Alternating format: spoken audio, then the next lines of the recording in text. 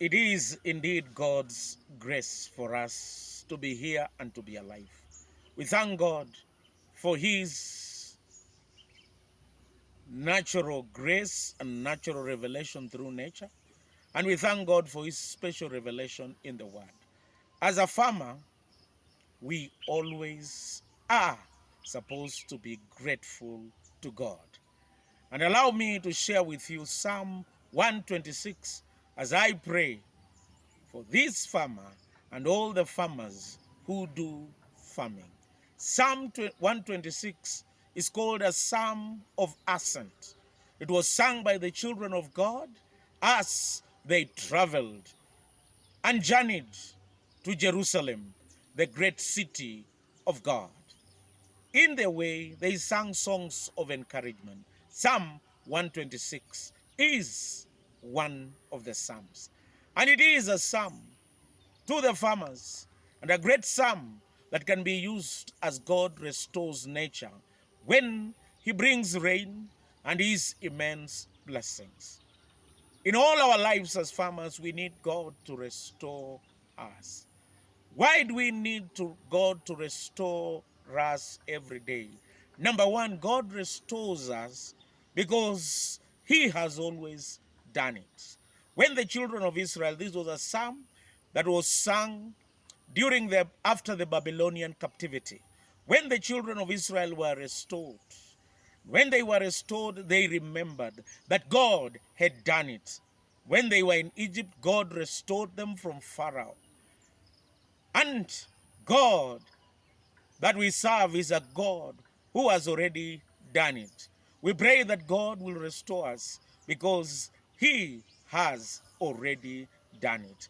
Number two, God's restoration is always like a miracle.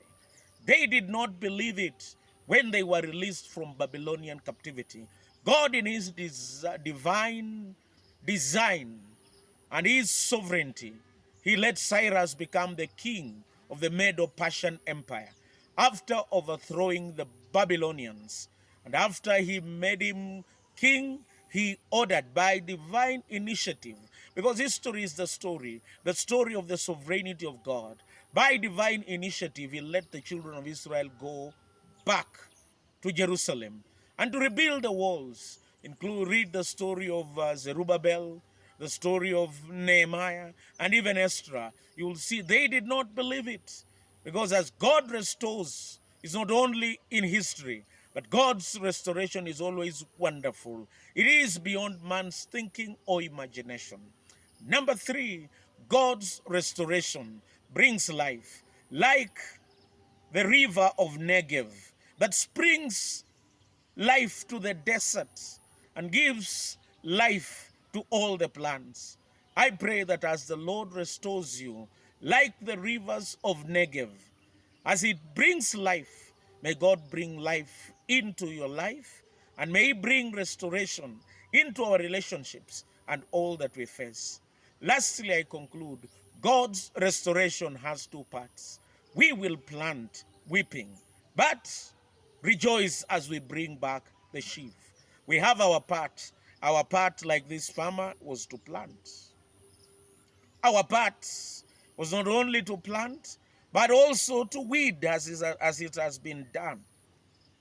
Our part, number three, is not only to weed, our part is to tend and to take care and to protect against all attacks, and even to use means to protect the crop.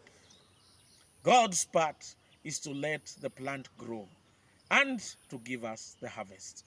I pray that God will restore and bring the harvest to this farmer. The farmer has done their part. Let's leave the rest to God. It is my prayer that as we go to church, wherever we are, let's do our part and leave the rest to God.